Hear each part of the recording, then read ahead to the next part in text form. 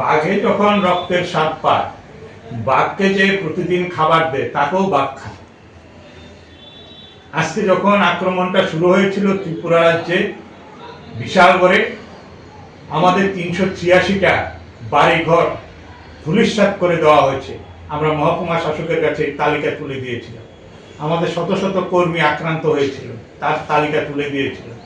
আমাদের নামে মিথ্যা মামলা, বিভিন্ন সময় পাইপি বিষাকারবার আক্রমণ, আপনাদের সামনে আগুন দিয়ে জ্বালিয়ে দেওয়া হয়েছিল এই পাইপি বিষের একাংশ।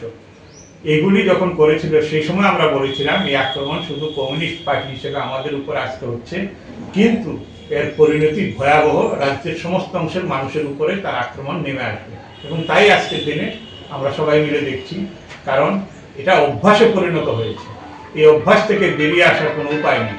এখানে বিভিন্ন টাকা পয়সার দরবার আছে, বিভিন্ন উপার্জনের বিষয় আছে, অবৈধভাবে উপার্জন, এগুলি সব কিছুর পরিণতি হচ্ছে আজকের দিনে নিজেদের উপরে আক্রমণ নেমে আসছে। এটা হবে, আরো বাড়বে। এর পেছনে কারা রয়েছে বলে আপনারা মনে করছেন? এর পেছনে আর কি, এটা তো দিব্য চক্ষু লাগে না, এটা রাজ্যের মানুষ পরিষ্কার দেখছে। শাসক দল, তার মধ্যে এগুলি সব, শুধু এটা না, নেশা কারবার থেকে শুরু করে বেবিচার, আজকের দিনে যত খবর তার শিরোনাম কেড়ে নিয়েছে শাসক দল।